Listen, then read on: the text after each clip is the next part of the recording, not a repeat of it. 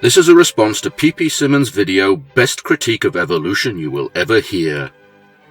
Well, hello again, Carl. I know it's been a long time, and I hope that my prolonged absence hasn't left you feeling too, well, empty inside.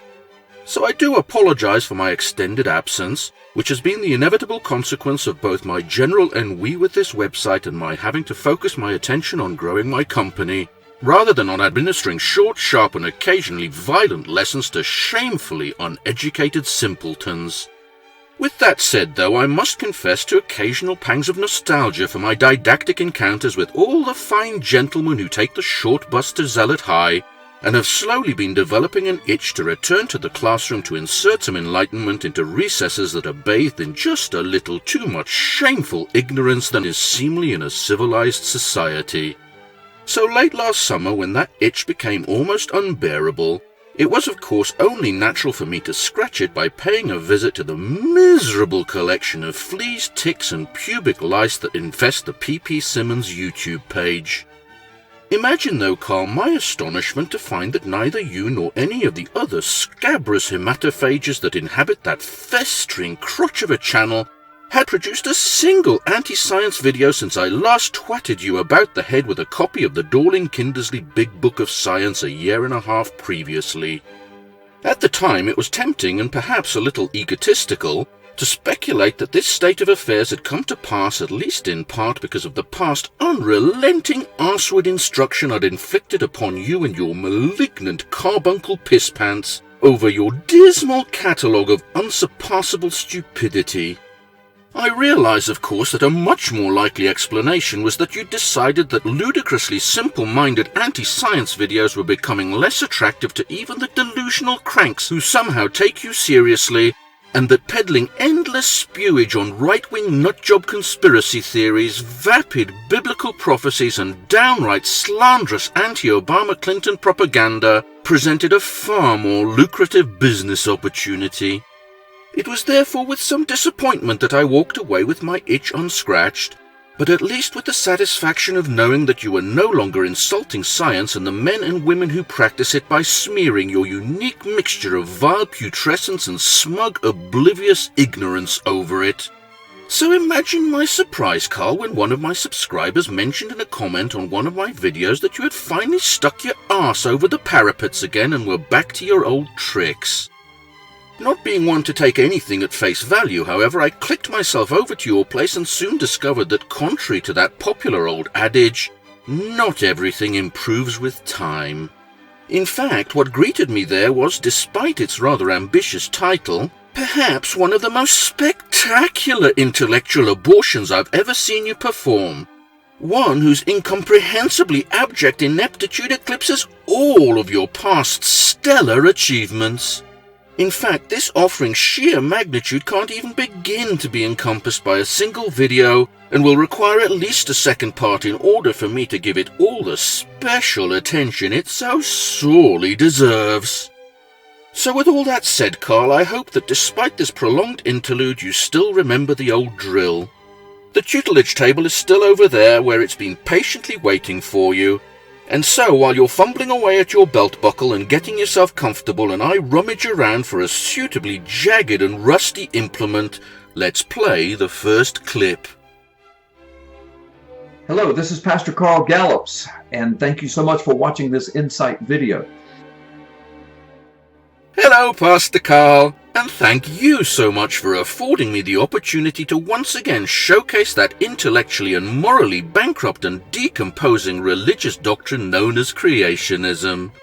Also, thanks so much for the many chuckles you afforded me with the name of your little show, because as I will shortly demonstrate, your video contains about as much insight as a Frenchman trying to procure a prostitute in a pox clinic.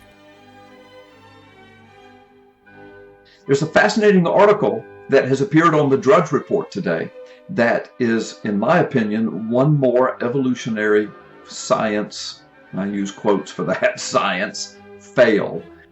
We'll be learning more of your opinions shortly, so I'll leave it to the viewers to judge what it's actually worth, but perhaps they already caught a scent of its true value and where the actual fail is coming from. That insight may have been provided when you started off your polemic by not citing a bona fide scientific journal such as Science, Nature, or the Proceedings of the National Academy, but rather a conservative political propagandist news outlet. And yes, I use quotes for that. News outlet. But the article appearing today, I'm going to show you the one out of the UK Sun, but it has also been repeated, the information from the official pronouncements of the archaeologists and the doctors and the researchers that are involved. It has been featured in several mainstream media posts around the nation, around the world. Okay, let's stop you there, Carl. You haven't even gotten started on your point and already the fail is positively exuding from every pore, except yours is ever so slightly more pungent and substantially browner than the one that you accused science of earlier. First, allow me to point out that The Sun is not a scientific publication and barely even a newspaper, but rather is owned by an abhorrent antipodean arsplat with the ethics of a priest with a hard-on and a choir boy to babysit. In fact, as Britain's answer to the National Enquirer, it's not worth using to wipe a Ginger Gibbon's arse with, much less to obtain anything even vaguely resembling reliable information. Second, I think you'll find that it was paleontologists, not archaeologists, who were involved in the research in question. If you're even half capable of any kind of cognitive process at all, Carl, I'd ask you to ponder for a moment, no matter how sluggishly, why it is that you think you're fit to criticize an area of science, or any area of science for that matter, when you don't even know what that area of science actually studies. Could it be because you're an arrogant and smugly self-satisfied ignoramus who hasn't even the vaguest conception of his own pitiful inadequacy? That certainly seems plausible, since you don't seem to understand that archaeologists study prehistoric modern man by means of unearthed artifacts, while paleontologists study ancient life by means of preserved and fossilized remains. Since your Jesus had something very specific to say about the meat, Carl, I very much doubt that if he happens to be who he says he is, he'd be especially impressed with your evident woeful misapprehensions that you're some kind of intellectual leviathan. Finally, I'd like to point out your reference to the mainstream media. Correct me if I'm wrong here, but isn't it the latest shtick of right-wing tin-hat loons like you to blame the inadequacies of your lamentable ideas on the press while falling back in desperation on your alternative facts? Well, forgive me for pointing it out, Carl, but real journalists have an actual code of ethics. They're even taught it at college, even if you do find it convenient to deny this when they're delivering a series of violent towings to the testicles of your cherished beliefs. Calling something fake news solely because it's violently raping your position doesn't automatically make the news itself fake, Carl. It just makes you intellectually lazy and abhorrently dishonest. I want you to listen to the mushy, magical language that these so-called scientific articles and research papers use. This is amazing, folks. If we who are Christians and biblical, we come from a biblical worldview, if the Bible contained language like this mushy, mystical, magical language, and or if we spoke that way in trying to defend our faith, we would be excoriated. Wow, Carl. So much to unpack and so little closet space. Firstly, has it ever occurred to you that if you did actually start speaking this way when defending your faith, that people might actually begin respecting you, and by proxy it a little more because you are displaying some modicum of humility instead of behaving like a crazed fanatic who's been utterly consumed by his own zealotry? Perhaps you should try it sometime, Carl. It's called intellectual honesty, and you never know, you might find it refreshingly liberating. After all, what have you got to lose? Because lying like an odious reptile about the veracity of your beliefs has hardly saved you from being excoriated in this video now, has it? That aside, as soon as I heard this, I knew exactly where you were going and exactly how hard and far I'd be able to ram your pitiful, emaciated thesis up your jacksie. The irony here, of course, and as we'll find out later, is that you don't actually refer to any scientific articles or research paper in this total clusterfuck of a video. And in fact, you make it very clear that you wouldn't know what one looks like if Charles Darwin himself spent an afternoon beating you about the head with it before rolling it up and introducing your anus to the literature. Now all of this is putting the cart before the horse, and we'll get back to your incisive argument shortly, but I felt the need to include this clip because of your apparent contention that the Bible doesn't contain any mushy, mystical, magical language. Really, Carl? Really? I'm not sure whether to laugh at your feckless ineptitude or cry at your repugnant mendacity. No mushy, mystical, magical language? Did we somehow forget about the talking snakes, the disembodied graffiti scrawling hands, the strategic use of haircuts as political weapons, the instant salinization of random Arab bints, and the prescient prediction of an imminent end days that has been used with such spectacular success by every Hosanna huffing godbotherer for the past 2,000 years? Carl, you've given the distinct impression that you've either read the Bible as often as you've read these research papers you speak of, or that your comprehension of it is severely limited because of the tricky long words that pop up occasionally. Perhaps you should think about bringing along a dictionary next time you crack open the good book. Of course, I accept the possibility that what you really mean, Carl, is that the Bible uses definitive language to claim that the above absurdities and countless others are pronouncements of absolute indelible facts and so cannot in any way be interpreted figuratively. If that's the case, then it certainly explains why you place so much stock in its fantastic fables, but I don't think that does you, your God, or your fellow Christians any favors. Yet, the evolutionist can get away with it in the fake news. I'm going to show you more examples of fake news. They can get away with it, and it's declared science. You're not going to believe what you see next. Fuck what I'm going to see next, Carl. I can't believe what I'm hearing now. You realize, don't you, that the source you're about to use, much less the one that led you to it, is about as far removed from what you refer to as fake news as you are from anything remotely resembling a coherent thought process, or for that matter, any thought process. It seems that you're blissfully unaware that the sun is firmly in the camp of the right-wing propaganda mills that have you convinced that the steaming turds they're feeding you are filet mignon, and it's hilarious to find you here confirming my earlier conjecture and labeling this article fake simply because you feel it would make the baby Jesus cry. That aside, perhaps I should inform you that advances in modern science aren't propagated by any kind of news media. No, they're propagated in the scientific literature, in the science departments of universities and at academic conferences. The only thing the media have to do with it is to inform the public of these advances in language they can understand, and frankly, sometimes they do a pretty piss-poor job of it.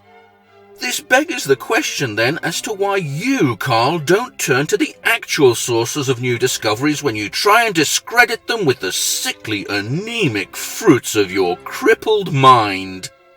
Of course, that question is a rhetorical device, because I fully realize it's because you have difficulty sounding out words with more than 2 syllables, and that science has more than its fair share of those. But that's no excuse, Carl, and at the end of the day, if you're incapable of playing with the big boys, you'd be well advised to just stick to patty cake with all the other creationists during special ed class. Anyway, Flores man, hobbits, found in Indonesia were definitely not, big bold letters, early humans. Scientists confirm. Of course, you know, if scientists confirm... You know, Carl, you may be wondering why it may seem like I've been picking on you over the past 7 years, and this gives me a perfect opportunity to explain. You see, it was exactly this kind of shit-eating smug buggery aimed against scientists that you trotted out way back in Holy Hallucinations 8 that first highlighted to me that you were a truly special simpleton, a prince amongst a throng of backward, hapless incompetents, a true twat-flap's twat-flap. Perhaps it's because I happen to be a scientist, Carl, and as such spend my days trying to make the world a little better than it was before I arrived in it, that I take particular exception when I hear a worthless sack of inadequately digested feces deprecating my profession, particularly when that sack's only contribution to society appears to be to occasionally empty some of itself over it. So I don't know if it's just me, but hopefully some others also felt that rather than bearing the air of an academic colossus looking down on his inferiors here, you actually showed your true colours and came across as a smug, mentally impaired chimpanzee who thinks that the ginger toupee he's wearing makes him look like Robert fucking Redford. Remember what I said about Jesus and his apparent heartfelt fondness for the meat, Carl? Well, after that little display of yours, and if I were you, I'd be a little worried that he might be asking his dad to put you on his naughty list. Okay, so let's get back to the scintillating brilliance of your main arguments. But before we continue, let me explain that because you took a full 7 minutes to squeeze them out by repeating yourself like a Tourette sufferer at a spelling bee, I decided to cut together some segments to make your blunted point a little more succinctly. It's my contention that I've represented your alleged thoughts accurately, but I don't want anyone to take my word for it and encourage everyone to confirm this for themselves by taking a maximum strength dose of Pepto-Bismol and then checking out your original video.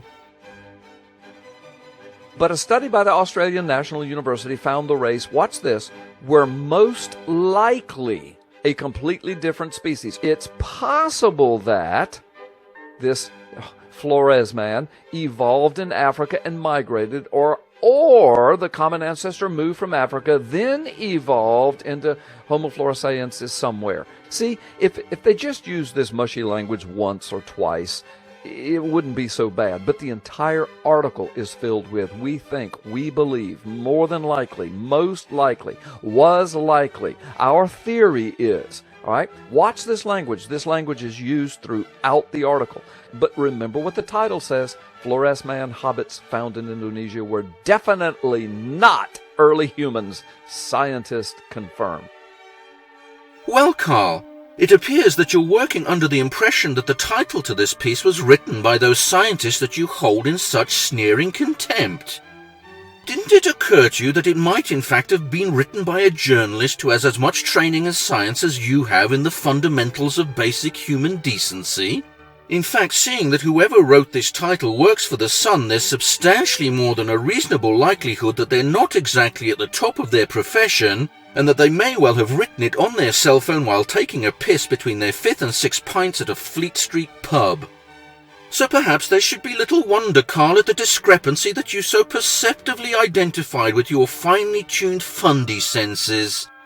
After all, the article contains direct quotes from scientists who've been trained in the essentials of intellectual honesty. That is, to speak circumspectly about their work and to avoid overreach when drawing conclusions from their data. In contrast, the title was written by a journalist whose job is to produce sensational attention-grabbing stories, and who's been trained at least in part in that cesspit of perfidious weasels known as News Corporation, in the finer arts of libel, defamation, and hacking the cell phones of dead soldiers' families and murder victims.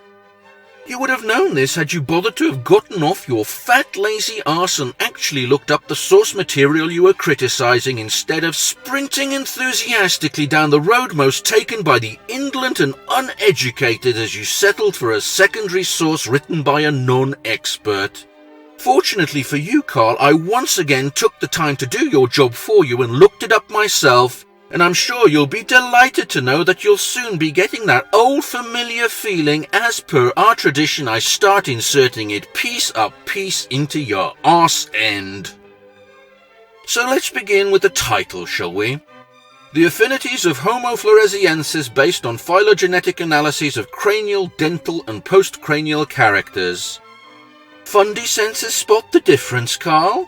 I guess not, as I suspect that the sudden syllabic barrage has probably gotten the best of your 6th grade reading level, so perhaps you can take my word for it that there's not one sign of that dogmatic language that's so got your panties in a bunch. Perhaps even you can intuit from this fact that it wasn't the scientists that were overstating the certitude of their discoveries, Carl, but rather Mr. Murdoch's sloppy little peon. So now that we've summarily dealt with that little inanity, let's go on to your second equally watery, albeit somewhat related argument and see whether it's as easy to insert as the first one was. It's language that says we think, or we speculate, or our theory is, or it could have been, or most likely this is how it occurred. That's mushy, magical language. In other words, you don't know anything. You're guessing and you're hoping. And that's okay to do, but call it that. Don't declare that you now have scientific proof and science settles it. This is what evolution does all the time. Wrong, Carl. In fact, you're so wrong that it's possible that this is the wrongest any human has ever been in the entire history of wrongness. To put it another way, you couldn't be more wrong if you converted to Catholicism, got yourself ordained to the priesthood, developed a penchant for wearing pink lacy split-crotch panties and volunteered to be the official crotch masseur to Our Lady of the Rosary's high school boys' competitive macrame team. You see, Carl, this mushy magical language, as you call it, isn't a feature of evolution, but of the entire body of modern fucking science. Of course, I don't expect you to know this because your scientific education was apparently cut short in the 3rd grade after that unfortunate incident with your science fair project's Mentos volcano and Reverend Huckabee's anus. So in order to try and advance your knowledge of science past the elementary school level, Carl, I opened up my EndNote library and randomly picked 2 papers I'd recently read. Let's take a look at some of the snippets from the discussions, shall we? Let's see. Yes. It seems reasonable to speculate. This inducibility suggests. It is possible that. It is probable that. One possible physiological role. Any of that sound familiar, Carl? But wait, maybe that was a fluke. Let's try another one. Here we go. Post-challenge suggests that. It is likely to be determined. Suggests that the signals implies a causative association. May indicate that. What do you think, Carl? Surely even your morbidly sluggish grey matter can perceive a pattern emerging here, eh? And these weren't papers that have anything to do with evolution either. Take a look at the titles. A pattern recognition protein for beta-1,3-glucan and kinetics of pulmonary neutrophil recruitment and clearance in a natural and spontaneously resolving model of airway inflammation. You see, Carl? These are papers that your fellow delusional dumbfuck Ken Ham would call observational science, and yet they also contain your mushy magical language. How do you explain that, Carl? Well, I'm willing to bet a rabbi's briefcase of foreskins that you can't, so allow me to do it for you.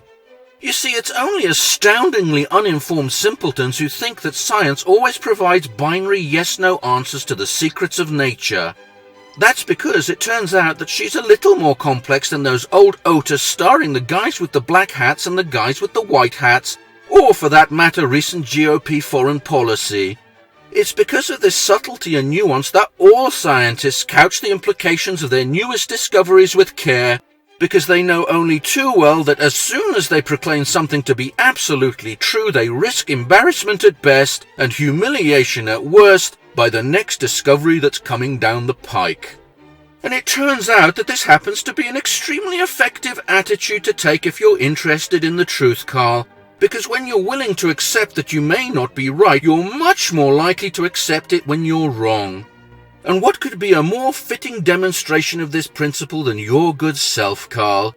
After all, there you are, clinging on to your pathetically childish Bronze Age fables, refusing to even try to integrate them into the modern world like the vast majority of Christians already have, and instead keep on insisting adamantly that they're as historically accurate as the Revolutionary War.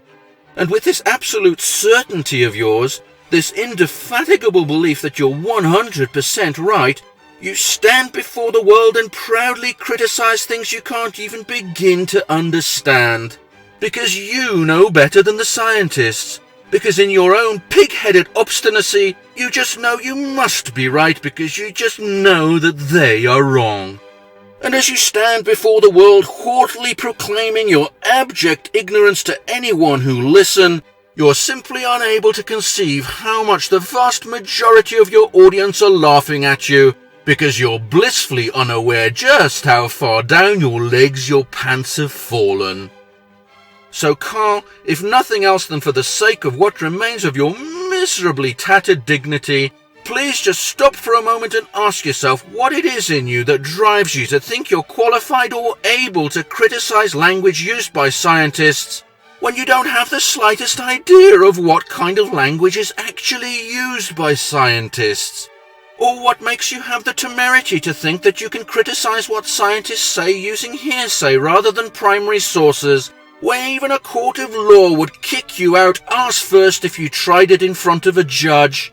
Or why you don't even pause for a femtosecond's thought about the possibility that those scientists might have a point, because you're enjoying a life of comfort and luxury unimaginable to your ancestors because of what those same scientists have discovered.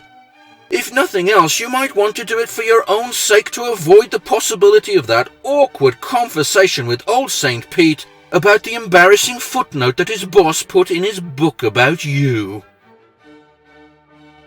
Then they go on to say, Dr. Argue said the analysis also supported the theory that Flores man could have branched off earlier in the timeline, more than 1.75. In other words, they don't know anything about this. Au contraire, Carl. Au contraire. In fact, there are very many things we know about this. For example, we know that Flores man was not the result of an incestuous orgy of rumpy-pumpy approximately 4,000 years ago. We know that Flores man did not suddenly find himself in Indonesia having been violently farted out by a Middle Eastern volcano. We know that Flores man was not produced from the anal sphincter of an ancient Arab in order to help a pan-dimensional space pixie barbecue a rack of ribs.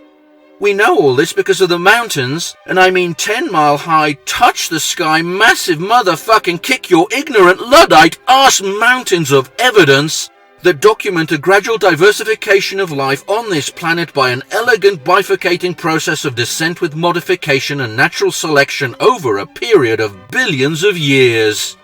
We also know this because of an absolute vacuum, and I mean not a jot, empty pot completely bereft of even one measly fucking shred of evidence vacuum that suggests that any aspect of reality can be explained by the invocation of arcane, mystical, metaphysical forces, or as you might call it, Carl, magic.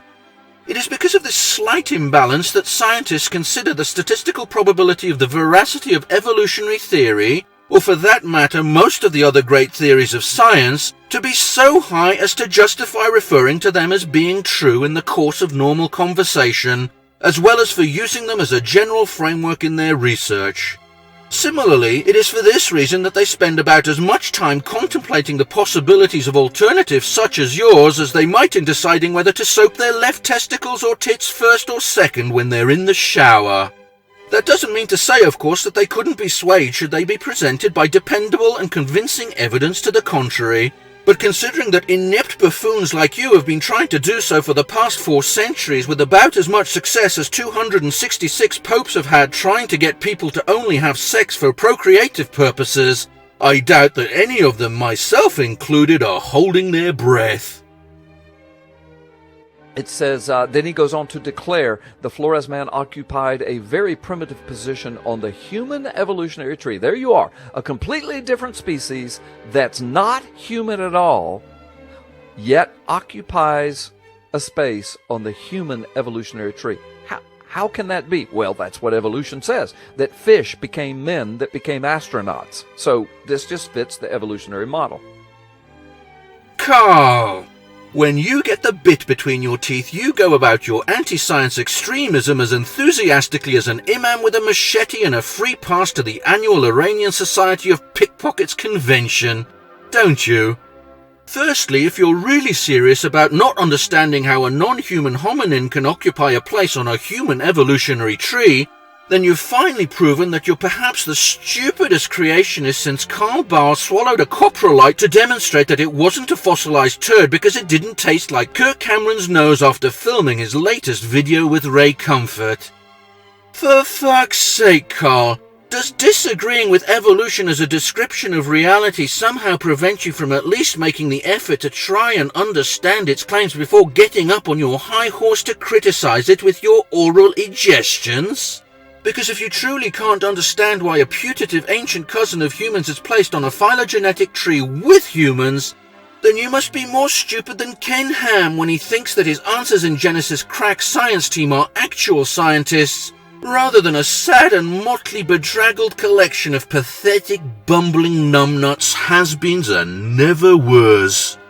Secondly, I've already explained why scientists interpret evolutionary data in the framework of evolutionary theory. It's the same way that astrophysicists interpret their data in the framework of relativity theory, that particle physicists interpret their data in the framework of quantum theory, and that chemists interpret their data in the framework of atomic theory. Of course, if you happen to have the evidence I also mentioned earlier that would justify jettisoning evolutionary theory in favor of trans-astral pan-cosmic wizardry, then please feel free to bring it on. But we'd be very grateful if you could give us a heads up first so we could stock up on a few packs of extra absorbent diapers and some industrial strength earplugs to help drown out the laughter. And then we can be 99% sure it's not related to Homo erectus and nearly 100% chance it isn't a malformed Homo sapien. Okay, but when we will look at some other evidence, you will discover that how in the world can they be 99% sure? It's all based on conjecture. There's no scientific evidence. Perhaps it's not surprising that you think there's no scientific evidence behind these comments, because it seems that it never occurred to you that it might be important to read the actual fucking paper before coming to this rather forceful conclusion. Can I ask you, Karl, do you think that this'll make it into Pete's footnotes? Or will the big guy upstairs put it up to mental incompetence and give you that full scholarship to the Harp Conservatory that you seem to think you're such a dead cert for? Fortunately, and as is now de rigueur after the past 7 years, I made the effort to do what you should have done if you were even within a light year of anything resembling either common decency or intellectual honesty, and that is I read the paper for you. Upon doing so, I can now tell you that they can be so sure because their conclusions are based on a Bayesian statistical analysis to find the most parsimonious phylogenetic trees based on a detailed anatomical inspection of 133 specific anatomical characters. These characters were compared between gorillas, chimpanzees and orangutans, as well as Homo sapiens, Georgicus floresiensis, Erectus habilis agaster and rudolfensis, as well as Australopithecus afarensis, Africanus and Sediba. This analysis covers 27 pages in print that is about 20 points smaller than what you're comfortable in dealing with, and so is just a soupçon more detailed than your self-admitted very short article from The Sun that you so pompously thought you'd eviscerated. And when it comes to those characters, they include metrics such as the bregmatic eminence, the occipital torus, the foramen magnum, and the recess between the tympanic plate and the interglenoid pyramid. What could these strange words be, Karl? They sure do sound scientific, don't they? And it does appear that they're being used as some kind of, what's the word? Oh yeah, evidence. Of course, I don't have the slightest clue what any of these anatomical structures are, but then that may be because I never claim to possess knowledge I don't actually have, nor pretend to have expertise in areas where I'm as competent as Ian Juby is in, well, just about anything. Needless to say, I'd like to contrast that attitude with the one you've taken ever since I've known you, and long before that, I'd warrant, where you, Karl, have the barefaced gall to genuinely believe that you know better than the experts in fields whose basic vocabulary you can't even pronounce, let alone spell. That said, I think it's safe to say that even this most cursory of glances at the actual literature, which you've seen fit to disparage like an 8-year-old who's raided his father's beer stash, provides enough information to roughly and definitively sodomize both your claim earlier in this video that this study was just based upon some bone fragments, as well as the current one regarding conjecture and lack of scientific evidence. As to the assessment of probabilities that you're so skeptical of, Carl, they can be 99% sure because they calculated it. And I do mean actually calculated rather than using the preferred pastor bollocks method of data analysis, which doesn't involve a calculator or a spreadsheet, but rather a rubber glove, some tongs, and a 16-ounce tube of muscle relaxant.